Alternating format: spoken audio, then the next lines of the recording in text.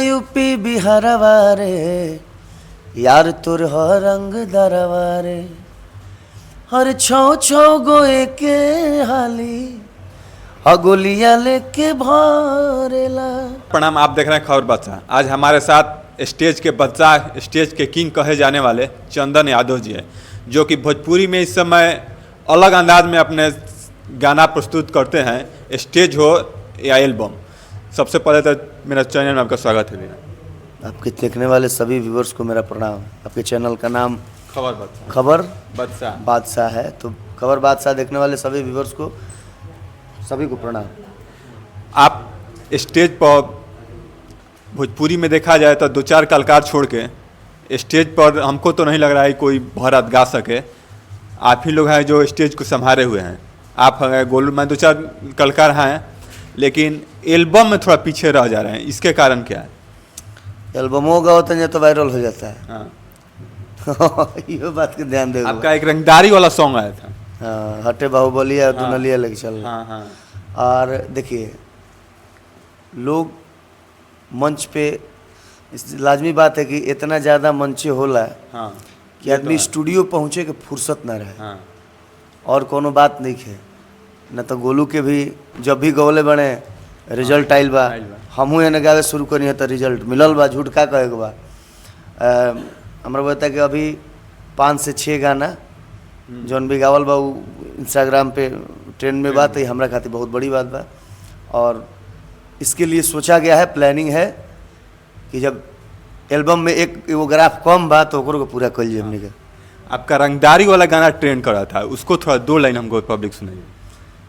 हर जाने ला यूपी बिहारवा रे यार तोर ह रंग दरवा रे हर छौ छौ गोए के हाली गोलियां लेके भरेला हट बाहुबलिया हो दुनलिया लेके चलेला।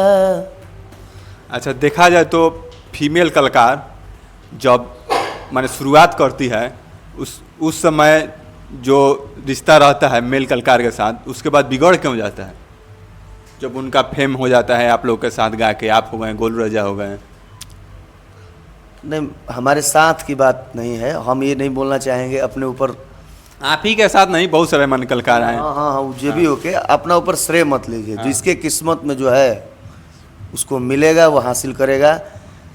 एक बात बन जाता है कि फलना का हम हिट कैनी, चिलना का हम हिट कैनी, उसमें काबिलियत होगा तो हिट होगा ही होगा।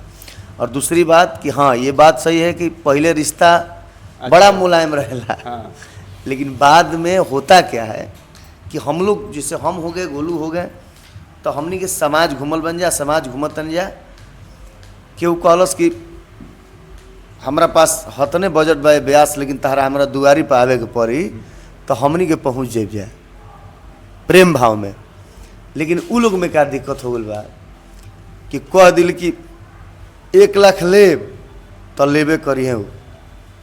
अरे देखिए, रुपया पैसा कोई ना जाने कितना हमारा मिलल, कितना का दिले आयोजक, क्यों जाना था। जगह पर ले के 2 लाख आदमी लेता, जगह पर ले के 1 लाख लेता, 80,000 लेता, आदमी 40,000 भी लेता।